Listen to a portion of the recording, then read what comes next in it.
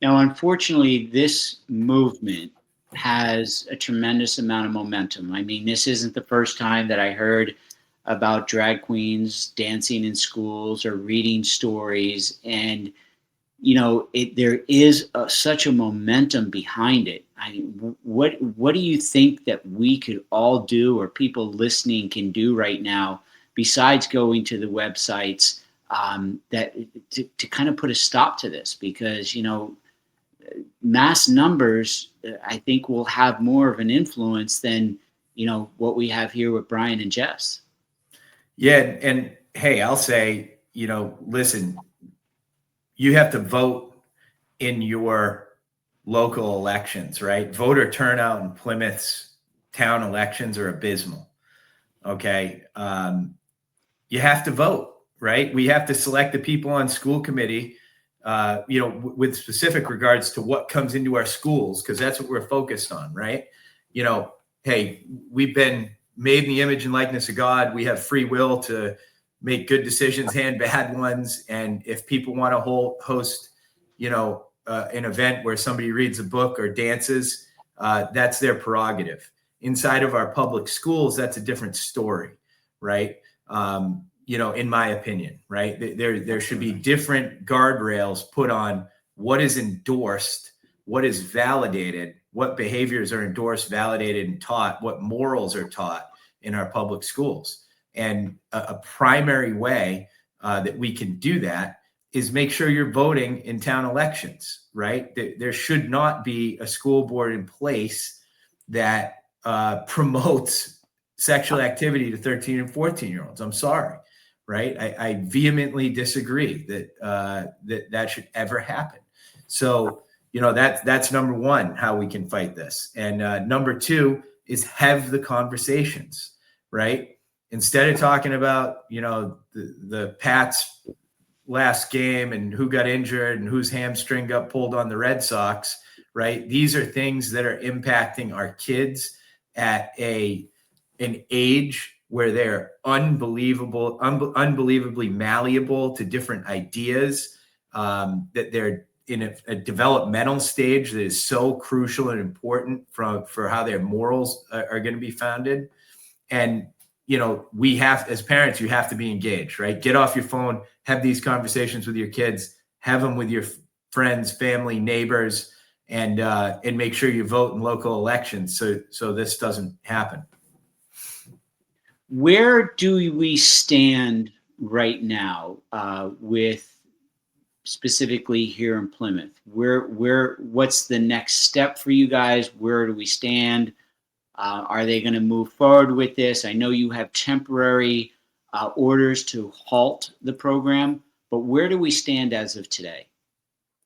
So coming from the school, we know that they are definitely planning to come out with a new version of the sex ed curriculum. So Dr. Campbell notified us last week on Wednesday. So they were supposed to start teaching this on Thursday.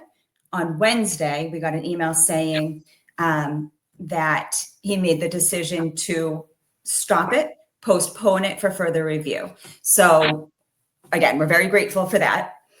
So right now they have brought in, we don't know who, but now there are people in the district, administrators, who are going through this curriculum together to put out a new version of what they feel is age appropriate factual curriculum, and what sources they'll use. So we have heard that they are not in any rush to get that out because they're going to take their time and go through everything, which is great. But right now, we are in the stage of letting people know at some point, the school will be sending out another email saying, hey, we're rolling out this new curriculum, letting us know how we can view it. And we'll end up, obviously, this will kind of restart whenever they send that new email out. Yeah, exactly. I applaud you both. I think Brian said it best was, you can't sit there and spend a couple of hours on a Sunday being involved and believing in something that is much higher than yourself and not take a stand against when it goes against your beliefs. So I definitely applaud what you guys are doing. This is amazing. And I know you're up against quite the battle. We can always reference back to the Bible with David and Goliath, and all those things that we have to make sure that we hold on to dearly. But I do applaud this. So my last question is, perfect scenario, what kind of collaboration would you ultimately like to see between parents, teachers, and school boards moving forward? Specifically, if this is an agenda, which I agree with you there, what kind of collaboration do you think would really be best, and what do you hope to see? Well, I'll highlight this, right? And I'll answer this in a unique way. I think it was in the early 1900s. There was a Supreme Court Justice, Louis Brandeis, who said a famous quote is that sunlight is the best disinfectant. Okay, how does that apply to this, right? First of all, our rights ought to be protected. Our parental rights to review and inspect this information that's being put out. So what I would like to see is that whatever they're teaching with regards to sexual health is in accordance with Mass General Law, able to be reviewed and inspected by all parents. I think that's foundational to the collaboration I'd like to see, is that, hey, parents at least can see it. Okay. And I think a lot of minds will change. The second piece is, we're trying to inspire parents to be engaged, not necessarily sit at the table and draw out lesson plans with the school district. These folks are professionals. They know how to teach a lesson. They know how to plan a lesson. The question before us as a community is, do we want this lesson being taught? Right. And that's more of a political nature, where, if we can get it available for the community to see, we're trying to tell parents to pay attention and then voice their concerns to the school, opt their children out, voice their concerns as a community. And then that's how I think we can see change. We're not sitting here arguing for, a multi-layered collaboration between parents and, school leadership on how to plan out lessons for X, Y, and Z. That's not what I think would be the most efficient thing.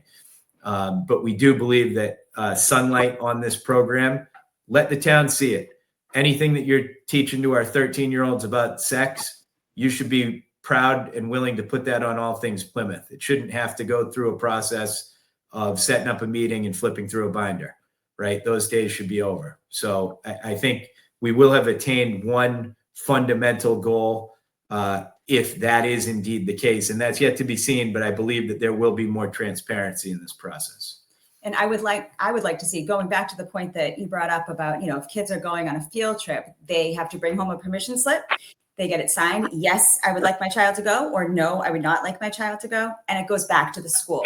The school ensures they have a permission slip one way or another from every child, and then they move forward.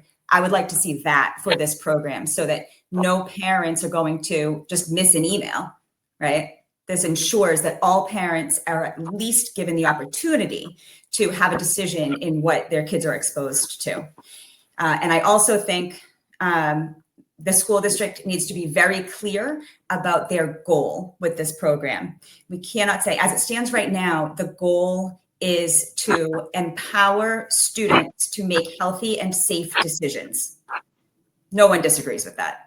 We all want kids to be empowered to make healthy and safe decisions, but those words are very subjective, as we've seen. So I would like very specific, measurable, attainable goals. And I want the school district to outline what those are, so that parents can very clearly see what the goals of the school are. Yeah, that's so true, that what you just said. It's yes, parents should have the approval or the right to say yes or no, and understand what their children are being taught. And it's great that you guys are standing up. This is amazing that it was presented this way with no transparency. And if you guys didn't do your due diligence, they could have been teaching this in schools already. And I think you both said it best was, okay, you're trying to teach kids safety about something or keep them safe, as you put it. But why educate them at 13 and 14 on something that they don't have the consent to do, to teach them the safe way to do it? As you said, that would be like saying, okay, we're going to go through today and show you guys how to do needles the safe way, or we're going to show you how to drink vodka the safe way, or how to mix it properly, right? Just in case you do it and your parents don't say anything or teach you the proper way of doing these things. It just doesn't make any sense, and it's really heartfelt that you guys are taking this upon yourselves. And I hope that this podcast gets out there and gives you the platform. I hope that this raises awareness with parents, regardless if they're in Massachusetts or not, to keep their eyes and ears open, because Jess, you said it best. Parents get busy. And when you were talking about we delete emails, right before I got on this call, I went through and I deleted 7 emails. I didn't even look at it. I just saw the source and didn't even think of anything of it. So it's really, we really need to raise awareness, and hopefully parents can put their foot forward and dictate what their kids are going to be educated on outside of your normal curriculum. Yeah. You're absolutely right. Amazing. Well, has your, I know I said last question, I lied, sorry. Has your, like, you're a Marine, you're a teacher, right? That combination has to give you the will and the strength and the fortitude to push forward with this.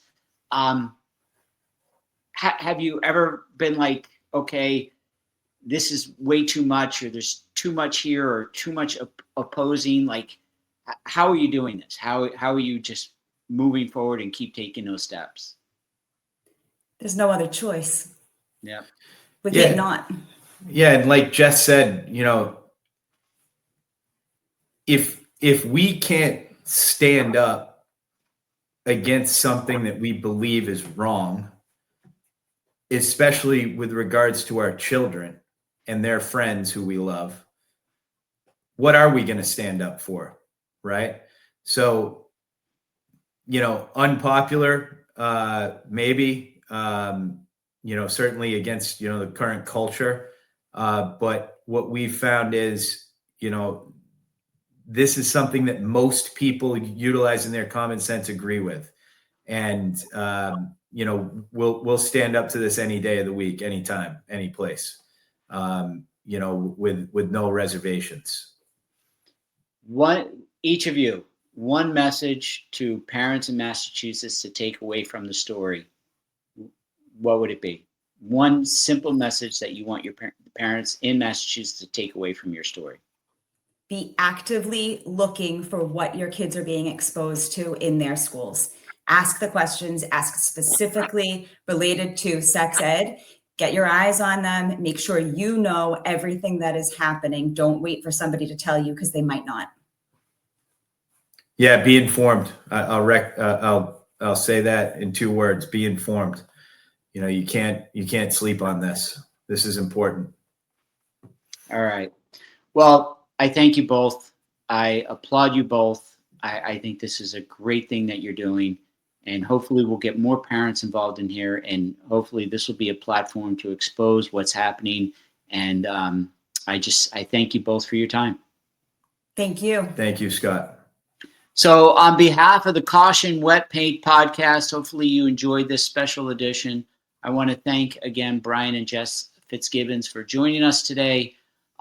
Please, you know, any comments or anything that we can do to help, put it in the comment section, send it over. You know, I don't want to give out your guys' email address because I'm sure you get overwhelmed, but you know, anybody wants to reach out to Brian or Jess, you know, make a comment in the LinkedIn here, and or on Buzzsprout or on the Rumble, anything that you guys want to communicate, and I'll make sure that that message gets over to these guys, and hopefully we can fight this, and I applaud you.